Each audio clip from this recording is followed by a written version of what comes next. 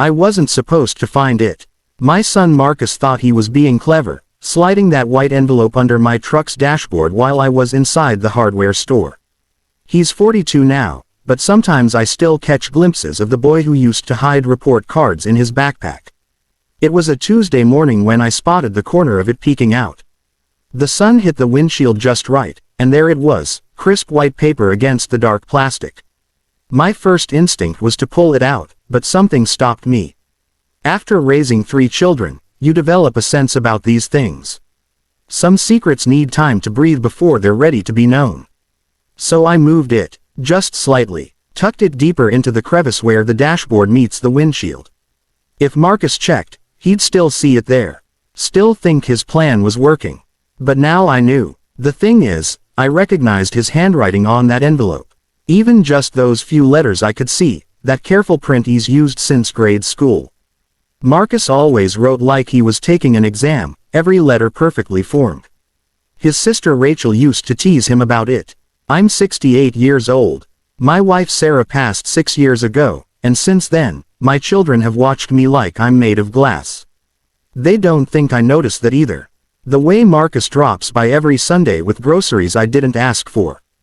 How my daughter drives 40 minutes out of her way to have coffee with me on Wednesday mornings. How my youngest, James, calls every night at 8, regular as clockwork. They think I'm lonely. Maybe I am. But there's a difference between being alone and being lonely, and I'm still figuring out which one I am most days. I didn't open the envelope for 3 weeks.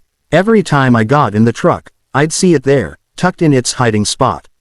Sometimes I'd reach for it, then pull my hand back. Whatever was inside, it meant something. Marcus had put it there with purpose, with love probably, and I wasn't ready to disturb that intention yet.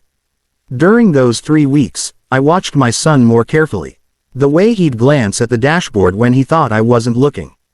The slight relief on his face when he'd confirm the envelope was still there. He was waiting for something. Maybe for me to find it. Maybe for the right moment to tell me about it himself. It was raining the day I finally pulled it out. One of those gentle spring rains that Sarah used to love. She'd always say the rain made everything honest.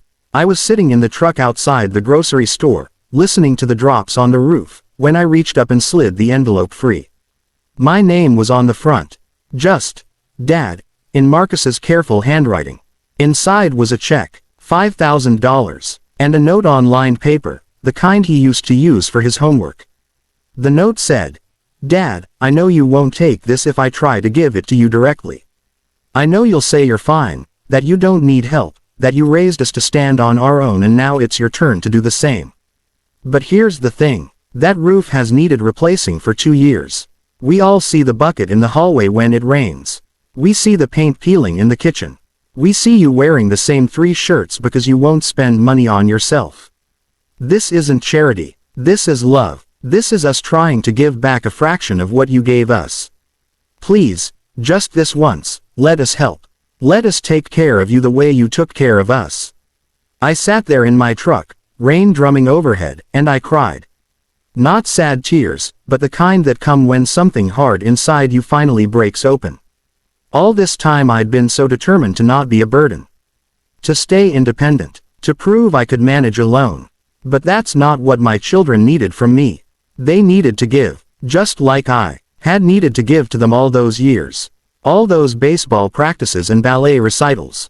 All those college tuitions and wedding costs. I'd given freely, joyfully, because that's what love does. And here was Marcus, my careful, thoughtful son, trying to give back. Trying to show me that love doesn't stop flowing just because the children are grown. It just changes direction sometimes. I called him that night. Didn't mention the envelope at first. We talked about his work, his kids, the weather. Normal things. Then, at the end, I said, Marcus, I found something in my truck today. There was silence on the other end. Then, quietly, yeah, and son, I want you to know something. You're right, I do need a new roof. And the kitchen could use some work. But more than that, I needed to remember something I'd forgotten.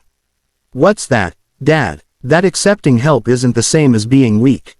That letting people love you is just as important as loving them. Your mother knew that, She was always better at receiving than I was. His voice cracked a little when he spoke. So you'll use it. I'll use it. And Marcus, thank you. Not just for the money.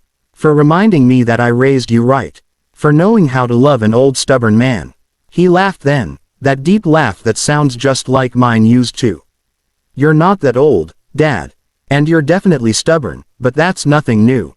The roof got fixed that summer. Marcus and James helped with the work on weekends.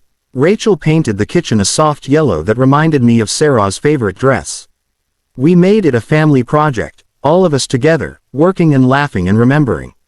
That envelope taught me something I should have known all along. We spend our whole lives teaching our children to be independent, to be strong, to stand on their own. But somewhere in there, we also need to teach them about interdependence. About the strength it takes to ask for help and the grace it takes to accept it. I'm 70 now. That envelope is still in my desk drawer, empty now, but precious. Sometimes I take it out and look at my name in Marcus's careful handwriting. It reminds me that love isn't just about giving. It's about receiving too. It's about letting the people who love you show it in their own way, even if it makes you uncomfortable. Especially if it makes you uncomfortable. Because that's when you know it's real.